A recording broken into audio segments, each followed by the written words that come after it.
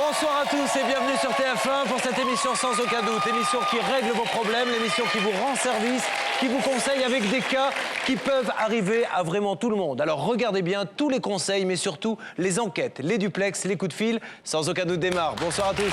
Pour des millions de Français, la famille est un refuge, mais il arrive pourtant que l'on doive l'affronter. Héritage, divorce, garde d'enfants, partage des biens, argent, jalousie. Les sources de conflits au cœur d'une même famille sont nombreuses et personne n'est à l'abri. Enquête, ce soir dans Sans aucun doute, spécial, affaire de famille. Comment ça me regarde pas? À partir du moment où un membre de ma famille a été plumé par un membre de votre personnel, ça me regarde. Soraya ne veut plus élever sa fille. Sa belle-mère garde la fillette chez elle depuis 1 an et demi. Elle refuse de la rendre. Non, je veux la récupérer. Non, pour l'instant, il est hors de question, tu le sais très bien, Soraya. La jeune maman ne sait plus quoi faire. Elle est désespérée. Qu'est-ce que vous répondez à un enfant de 7 ans? Quand est-ce que ma sœur la rentre? Quand est-ce qu'elle va voir ses cadeaux? On l'ouvrira au cadeau de l'année prochaine ou quoi? Soraya compte sur Sans aucun doute pour que sa belle-mère lui rende sa fille. Vous devez rendre l'enfant à sa mère. Valérie crie elle aussi à l'injustice. Son oncle de 88 ans, vivant en maison de retraite, aurait été délesté de 27 000 € par des proches. Et le vieil homme ne s'en est même pas rendu compte. 1 500 €, ça fait combien en francs? Ça fait 1000 francs. Valérie est prise au piège. Son oncle n'a plus de quoi payer son séjour en maison de retraite et elle n'a pas les moyens de l'aider. Qui va régler ses factures, vu qu'il s'est fait dérober plus de 27 000 €? Des gens ont profité de la faiblesse d'un vieillard. Nous ferons l'impossible pour les débusquer et pour récupérer l'argent. Vous pouvez vous calmer, s'il vous plaît. Mais c'est vous qui vous énervez, qui parlez de spectacle. Comme vous voulez faire du spectacle, on fait le spectacle. Les conflits de famille sont souvent affaires de trahison. Jackie aurait dû hériter de la maison de sa mère, mais un membre de la famille a récupéré le gros lot à sa place. Alors là, j'ai compris qu'il y avait détournement d'héritage et que j'aurais rien. Jackie sera confronté ce soir à celui qui l'aurait spolié. Récupérera-t-il son héritage? En tout cas, il peut compter sur Sans aucun doute. Mais laissez-moi parler, sinon on n'y arrivera pas. Les biens sont souvent des objets de discorde et de convoitise au sein des familles. Baya en a fait la mère expérience. Elle vit depuis 9 ans dans un logement social. Pourquoi? Tout simplement parce que des membres de sa famille l'ont expulsée de sa propre maison. C'est quelque chose d'intolérable. 3 procès et Baya n'arrive toujours pas à récupérer sa maison. Pour faire valoir ses droits, elle n'a plus que Sans aucun doute. Monsieur, arrêtez de nous endormir.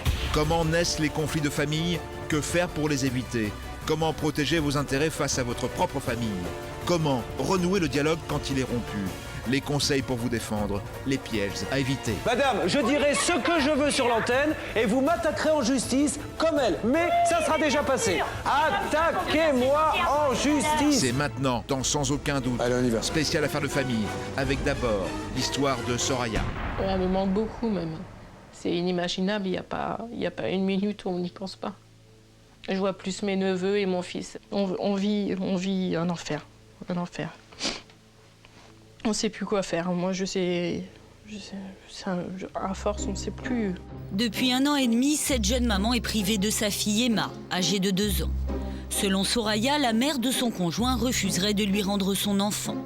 Elle consentirait juste à ce que Soraya lui rende visite à son domicile et sous surveillance. Une situation invivable pour cette mère qui, tous les jours, doit affronter la vue de la chambre vide de sa fille. C'est un énorme vide parce qu'on rentre, je rentre tout le temps dans cette chambre et puis elle n'est pas là. Le lit il est vide, on se demande quand est-ce qu'elle va revenir. Puis il y a un manque, les câlins, les bisous, tout, quoi. C'est une horreur, c'est invivable. Cette jeune mère affirme avoir tout tenté pour raisonner la mère de son conjoint et récupérer sa fille, en vain. D'après Soraya, cette femme ne lui donnerait aucune explication quant à son geste. Soraya est amère. Aujourd'hui, je ressens beaucoup de colère et de la haine. C'est quand même des sentiments qui sont partagés parce que je n'arrive pas à la comprendre du tout. J'ai de la haine pour elle parce que je ne comprends pas ce qu'elle veut faire. Comment a-t-on pu en arriver à une telle situation? Pourquoi cette grand-mère retiendrait-elle sa petite fille et l'éloignerait-elle de sa mère? Pour répondre à ces questions, retour sur le fil des événements. Octobre 2006, le conjoint de Soraya a une proposition pour aller travailler dans le sud de la France. La jeune femme est ravie, cette opportunité est vécue comme un nouveau départ, car sa boutique de fleurs est à l'époque en liquidation judiciaire. Il est convenu que Soraya parte dans le sud quelques semaines avant son conjoint. Je pouvais partir quand je voulais, donc c'était à moi d'aller chercher du travail dans le sud, puisque lui, il en avait déjà prévu. Je devais descendre pour au moins aller chercher un appartement et avoir un travail. Comme ça, on était tous les deux à travailler pour subvenir aux besoins de nos enfants, quoi. Reste à savoir qui va garder Emma, leur bébé de 8 mois. Son père ne peut pas s'en occuper. Travaillant dans la restauration, il a des horaires irréguliers. Soraya, elle, hésite à emmener sa fille dans l'inconnu. La première chose que j'ai pensé, c'est j'emmène ma fille où que je sois, où que j'aille, n'importe où, j'emmène ma fille. Après, on prend du recul et on s'aperçoit qu'on va vivre dans un appartement qui est saisonnier et que pour le moment, on n'aura pas forcément non plus la nourrice adéquate en bas. Après maintes réflexions, le couple prend la décision de confier Emma à sa grand-mère paternelle. Cette dernière aurait accepté avec plaisir de s'occuper temporairement de sa petite fille. Pour Soraya, la séparation est douloureuse, mais elle part rassurée à l'idée de savoir Emma auprès de sa grand-mère, une femme avec qui elle a toujours entretenu de très bonnes relations. J'étais pas du tout inquiète de déposer ma fille à ma belle-maman parce que j'avais tout à fait confiance en elle. Elle s'occupait très bien, elle s'est très bien occupée de ses enfants. Dans le sud, Soraya trouve rapidement un emploi en tant que fleuriste. Elle doit maintenant trouver un appartement définitif pour sa famille, car elle vit provisoirement dans un petit logement saisonnier. La jeune maman prend fréquemment des nouvelles de sa petite Emma. Je prenais des nouvelles régulièrement de ma fille parce que j'appelais toutes les semaines.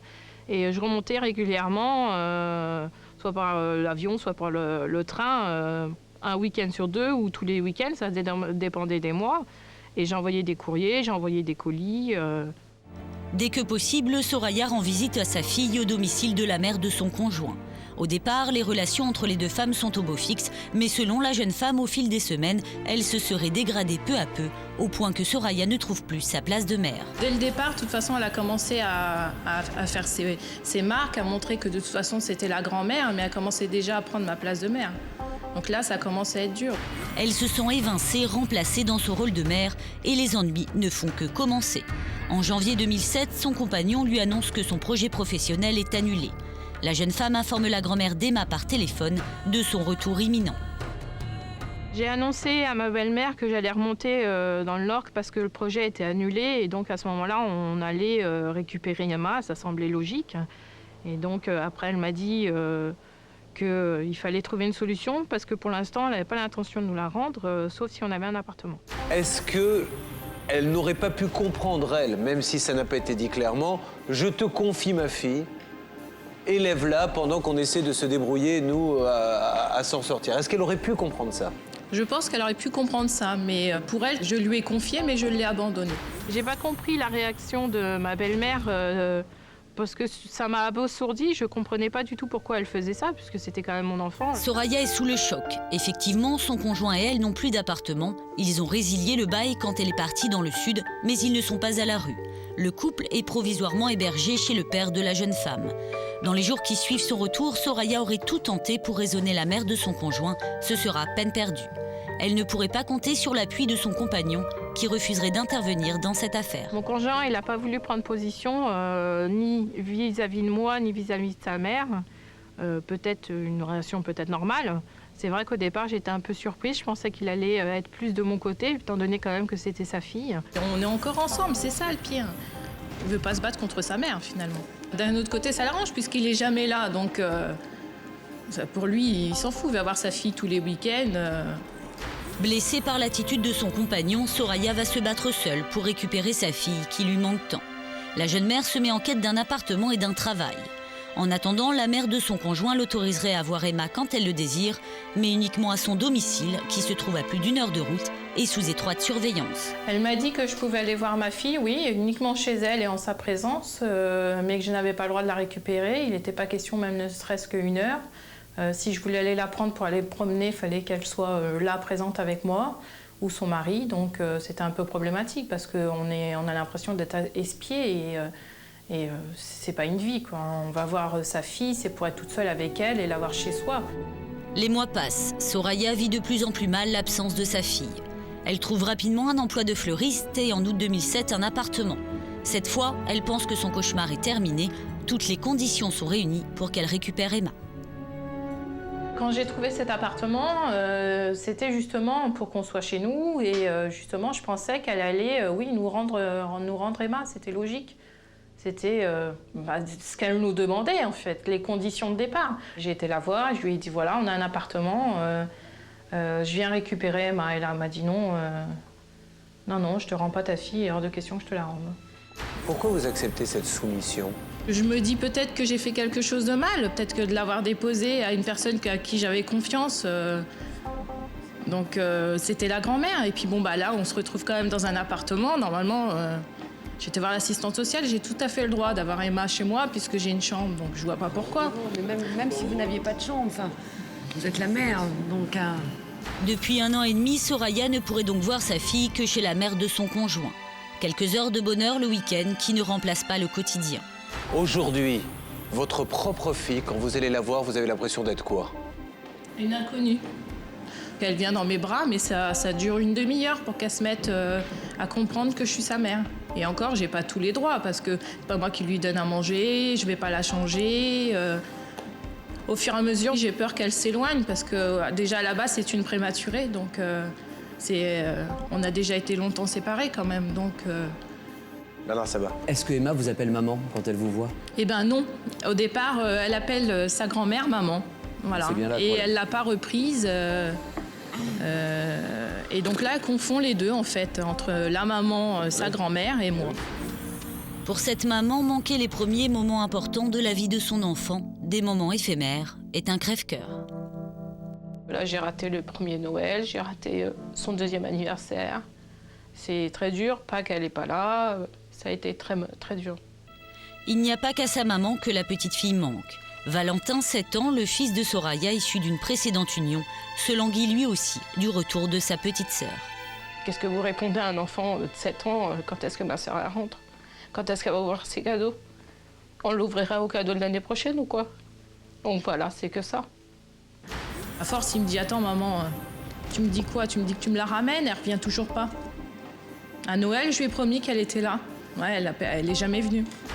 C'est en permanence, c'est des questions, c'est quand est-ce qu'elle va venir s'amuser avec moi?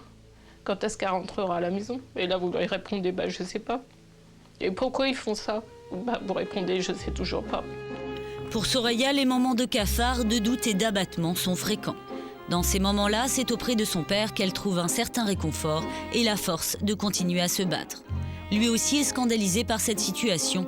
Depuis cette histoire, il voit très peu sa petite fille. C'est pas normal que ma fille n'aille pas sa fille, c'est la mère. Elle devrait voir sa fille régulièrement.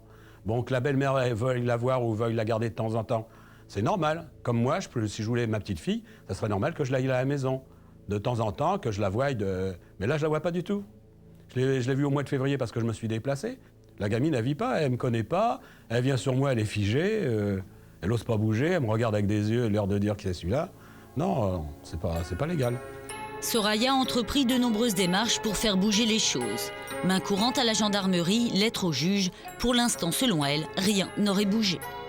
Aujourd'hui, je suis en colère contre la justice parce qu'ils font rien pour que j'ai mes droits. Et justement, je ne comprends pas. Normalement, la justice est faite pour nous défendre.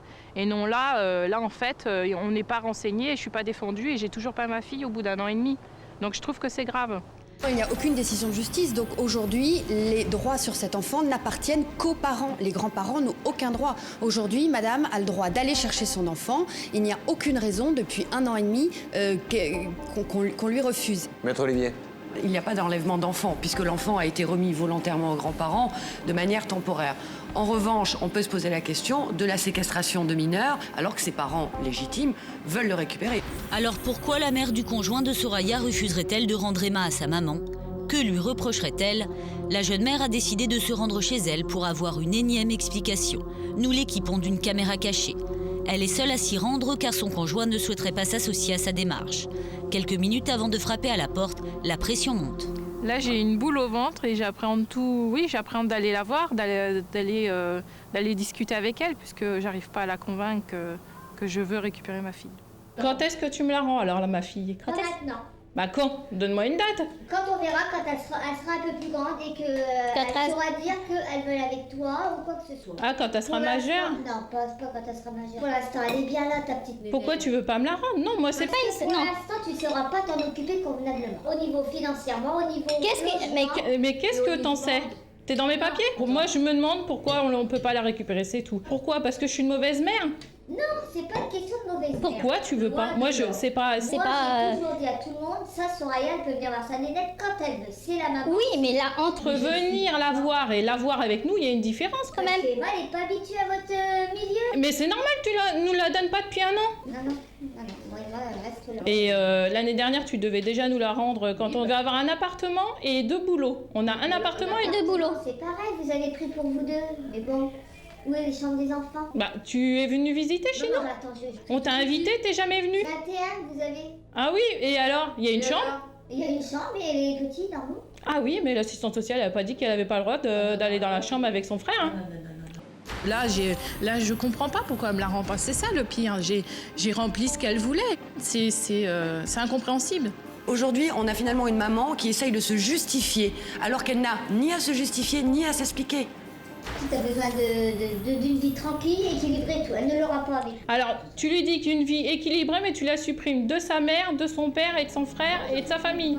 La conversation tourne en rond, Soraya décide de partir. Le frère de son conjoint la raccompagne à sa voiture. La jeune maman, qui tentait de se contenir depuis le début de l'entretien, craque soudainement. Ouais, mais mets-toi à ma place. Mets-toi à ma place, tu te rends pas compte. Mais je sais. Non, tu te rends pas compte. Mais si, je sais que c'est dur, t'as envie d'avoir ta fille aussi, et je te comprends, et moi je demande pas mieux qu'elle soit avec vous. Tu verrais comment ta mère allait, ça me fait mal au cœur à chaque fois, parce que tu peux pas avoir ta fille, c'est un enfer. Moi, je viens d'en faire. Ton frère, il devient de pire en pire, c'est-à-dire qu'il est pas bien dans sa peau, il est pas bien, et là, il peut pas prendre parti pour ta mère, mais il peut pas prendre parti pour moi. Et à côté de ça, il veut la récupérer, sa fille, mais il veut pas affronter ta mère. Faut qu'il vienne, faut que c'est tout, faut qu'il s'affirme aussi, faut qu'à deux, faut que vous discutiez posément, pas que vous braillez tout ça, vous êtes pas là pour vous engueuler, et puis c'est tout. Au revoir mon petit cœur, à bientôt. C'est très dur de partir sans ma fille, je vis ça, c'est triste d'en arriver là, et oui, j'en ai marre là. Là, je commence à en avoir marre, et ça fait un vide. Soraya est déçue, mais elle ne s'avoue pas vaincue. Aucune condamnation, aucun jugement ne lui interdirait de voir sa fille. Cette maman aimante garde espoir, elle en est sûre, dans un avenir proche, elle pourra vivre de nouveau avec sa fille. Aujourd'hui, elle veut être entendue. Aujourd'hui, j'attends que la justice elle bouge et qu'elle fasse respecter mes droits en tant que mère. Et puis c'est tout à fait normal de récupérer son enfant, je pense. Malheureusement pour Soraya, la justice pour le moment ne peut rien faire. Et pour cause, la jeune femme n'aurait pas pu porter plainte comme elle le souhaitait au commissariat. La gendarmerie l'aurait dissuadée de déposer une main courante contre sa belle famille. La raison, selon elle, son beau-père est un ancien gendarme et son beau-frère est actuellement en exercice. Devant de telles révélations, Éric de Caumont tient à réagir. Si elle craint qu'il y ait effectivement, je dirais, une amicale complicité entre un ancien gendarme, un retraité de la gendarmerie et des gendarmes qui du coup ne voudraient pas lui faire trop de peine s'il le demande gentiment, il y a aussi une deuxième force de police en France, c'est la police. Et là, il y aura peut-être plus d'écoute si vous allez effectivement vous plaindre et demander l'intervention directe de la police. Et il faut aller directement au procureur de la République, qui est là pour faire respecter la loi, bien entendu. Maître Michel. Si l'un des membres de la famille, l'oncle par exemple, est gendarme et qu'ils seront complices de séquestration, ça, sa hiérarchie ne laissera pas faire. Et donc, en dehors du coup de téléphone au procureur, je pense qu'il faut alerter l'officier supérieur qui commande la gendarmerie dans ce département. On ne peut pas laisser les choses comme ça. Tout le monde est en place, prêt à téléphoner, prêt à intervenir en duplex. Voici donc le premier appel. Donnez la parole à ses grands-parents, qu'ils nous donnent leur version des faits, bien évidemment, et tenter avec une première médiation. La régie fait le numéro maintenant.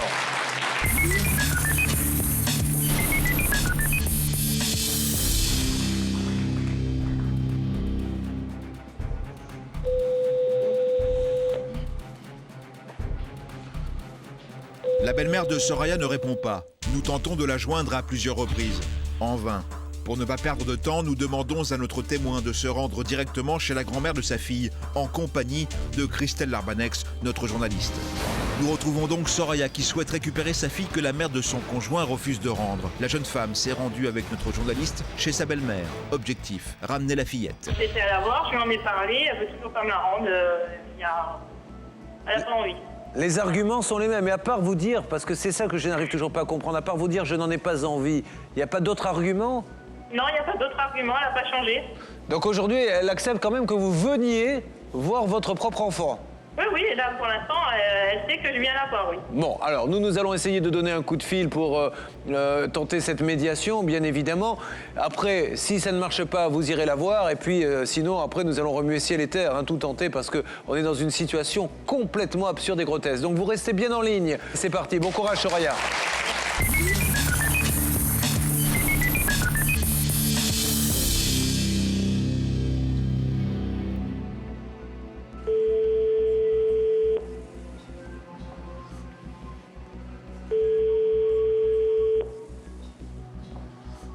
Bonjour madame, je me présente. Je suis Julien Courbet, l'émission Sans aucun doute sur TF1. Oui, monsieur. Voilà madame, je vous appelle pour essayer de comprendre un dossier qui m'a été soumis par votre belle-fille concernant l'enfant que vous avez, son enfant. Et on veut juste comprendre. Apparemment, elle nous dit « Ma belle-maman ne veut pas me rendre mon enfant ». Alors qu'en est-il exactement? Oh non, ça n'a rien à voir avec ça. C'est mon fils qui m'a laissé la petite. Parce qu'ils sont ensemble et depuis 2 ans. Et puis il s'est passé que ils avaient des problèmes d'argent, ils ont fait faillite avec sa boutique, ils ont eu beaucoup de problèmes d'argent, donc ils ne pouvaient pas subvenir aux besoins d'aimants. Et dans la situation actuelle, ils sont toujours pareils. Donc c'est pour ça que nous on a gardé Emma, mais il n'y a aucun truc de lui enlever sa fille. Hein. Madame, ce que j'essaie de comprendre dans le cadre de la préparation de l'enregistrement de cette émission, c'est que j'ai d'un côté une maman qui me dit « je veux récupérer mon fils » et on se base sur quoi pour dire « non, je ne le rends pas ». Parce que, vous vous rendez compte, là, c'est ce qu'elle nous dit, que vous ne voulez pas lui rendre son enfant. Oh non, ça n'a rien à voir avec ça. De toute façon, elle a déjà un gamin, elle n'a même pas la garde. Elle a déjà été mariée, divorcée, elle a un petit garçon. C'est ça le problème, c'est qu'ils n'ont pas assez de stabilité tous les deux l'un comme l'autre pour avoir Emma. Soraya est indignée par les propos de sa belle-mère. La jeune femme le fait savoir. J'ai 2 travails actuellement et donc j'ai un revenu par mois sans problème. Oui, mais enfin, donc on a un appartement, avec une chambre. T'as un travail, mais t'as pas de logement. Il y a une chambre, vous avez jamais été visiter la maison, mais il y a une chambre. Il n'y a pas de chambre pour les enfants, vous avez qu'une pièce principale. Vous n'êtes jamais venu chez nous. Écoute Soraya, là c'est vachement dégueulasse ce que tu viens de me faire là. Hein? Ah madame, écoutez. Très bien la façon dont pourquoi on garde Emma. Hein? Alors je ne vois pas pourquoi tu nous entraînes là-bas sur Julien Courbet, hein, qui est une émission très belle et très jolie que je regarde souvent. Hein? Alors là vraiment c'est inadmissible. De toute façon, moi je suis la mère et j'ai le droit de récupérer ma fille. Hein. Non, pour l'instant, il est hors de question, tu le sais très bien, Soraya. Hein? Et moi, il est hors de question que je passe à cette émission devant tous les gens qui sont déjà au courant depuis plus d'1 mois, parce que moi, la gendarmerie m'a mis au courant. Non mais madame, si aujourd'hui elle est passée par nous, c'est pour trouver une solution à l'amiable. Parce que ce qui va se passer, c'est que dans les 2 heures qui viennent, le procureur, le juge aux affaires familiales, la gendarmerie, tout le monde va être au courant. Et de toute façon, madame, je vais vous passer Maître Olivier qui va parler au nom de l'émission. Attendez, à ce moment-là, nous tire dans les pattes, là. Madame, écoutez-moi, je suis convaincue que vous vous occupez très bien de cette petite fille depuis 2 ans. Néanmoins, vous n'êtes que la grand-mère. Et vous n'êtes pas la maman et vous n'êtes pas le père. Et si la maman vient vous voir en vous disant « Merci pour tout ce que tu as fait pendant 2 ans, mais maintenant, tu n'es juge de rien et je veux récupérer ma fille », vous n'avez aucun droit. Famille de gendarmes, excusez-moi de vous le dire ou pas, vous n'avez aucun droit de garder cet enfant. Son mari était un ancien gendarme et son 2e fils étant un gendarme en exercice, la belle-mère de Soraya se sentirait-elle au-dessus des lois? Toujours est-il qu'au commissariat, on aurait déconseillé à la jeune femme de porter plainte. Nous vous expliquons à notre interlocutrice qu'un tel abus de pouvoir est répréhensible. Il y a donc un gendarme qui accepte cet état de fait et qui protège la famille. Non, mais madame, moi je vais appeler, écoutez-moi madame, moi je vais appeler le capitaine de gendarmerie tout à l'heure. Ça concernait que nous et Soraya pour l'instant et mon fils. Hein?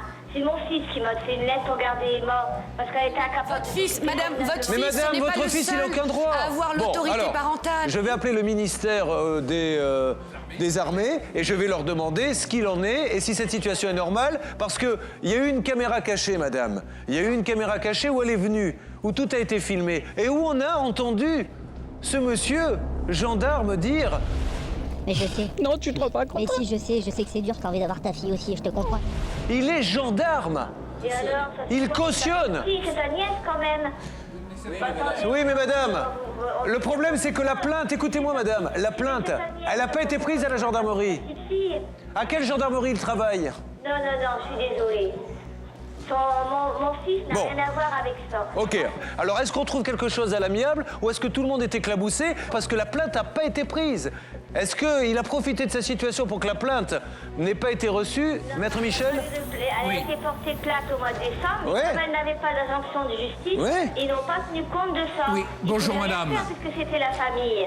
Madame, je suis Maître Michel, bonjour, je suis un des autres avocats de l'émission.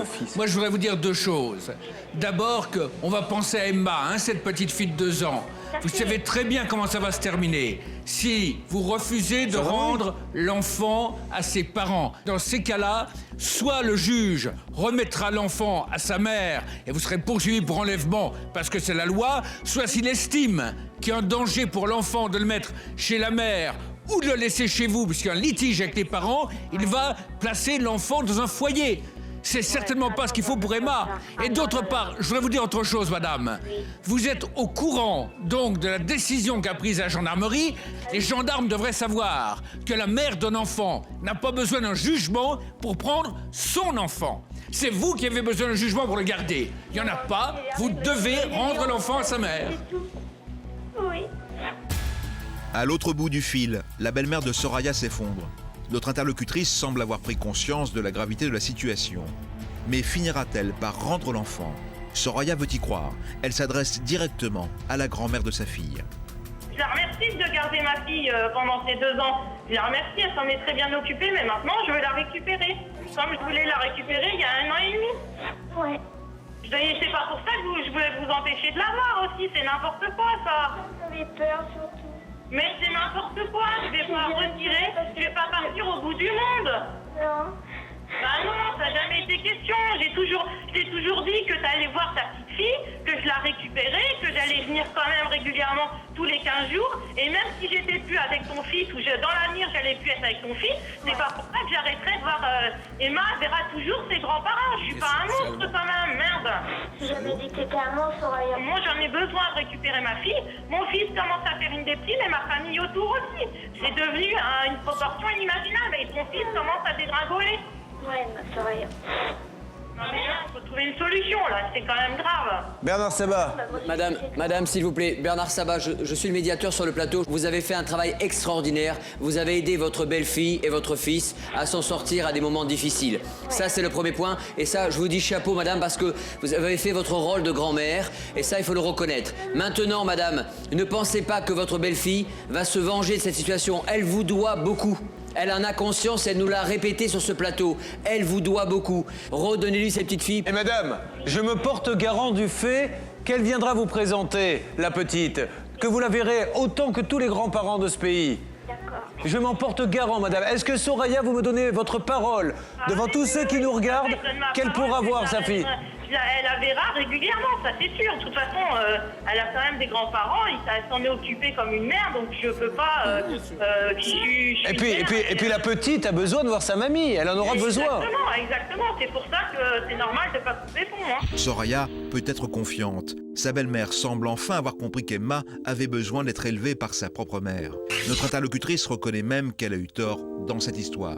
J'ai pensé qu'à moi dans cette histoire, j'étais un peu égoïste. C'est vrai que je reconnais, c'est vrai. Madame, vous avez dit des choses magnifiques, donc ne culpabilisez pas. Moi, je vous dis chapeau de cette démarche, c'est pour l'intérêt d'Emma. Bon. Alors, Soraya, vous allez aller voir votre belle-maman, vous allez discuter tranquillement ensemble là maintenant, et j'aimerais vraiment qu'on trouve une solution aujourd'hui, madame, dans l'intérêt de tout le monde et de la petite, d'accord? Oui. Bon, parfait, allez, je vous fais confiance. Sans plus attendre, Soraya se rend chez sa belle-mère. Plus tard, dans Sans aucun doute, ne manquait surtout pas l'histoire de Jackie. Son héritage aurait été détourné par un proche alors qu'il était à l'hôpital. Alors là, j'ai compris qu'il y avait détournement d'héritage et que j'aurais rien. Retour avec Soraya qui se dirige chez sa belle-mère pour récupérer sa fille. Depuis quelques minutes, Soraya et sa petite Emma sont enfin réunies. La jeune maman est émue, elle a encore du mal à croire à son bonheur. J'y crois pas. J'y crois pas, là, c'est pas possible. Là, non, je suis trop contente, là. Tu es heureuse? Ouais. Ah ouais, là, c'est... Qu'est-ce que tu ressens là-dessus? Ah ouais, là, c'est un bonheur inimaginable. Pour la première fois depuis 1 an et demi, Soraya va passer sa soirée seule avec sa fille. Elle va pouvoir s'occuper d'elle, la câliner, retrouver enfin son rôle de mère.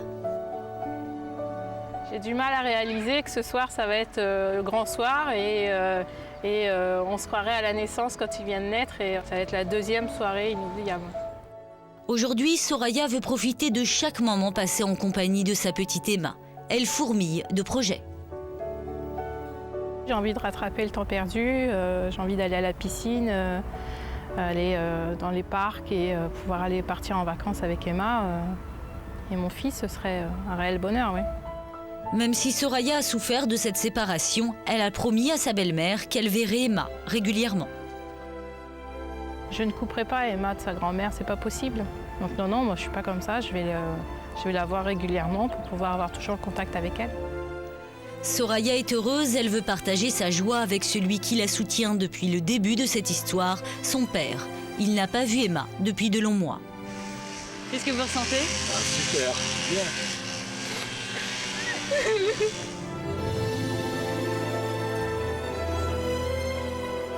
Pour cette famille, c'est un nouveau départ, une nouvelle vie qui commence.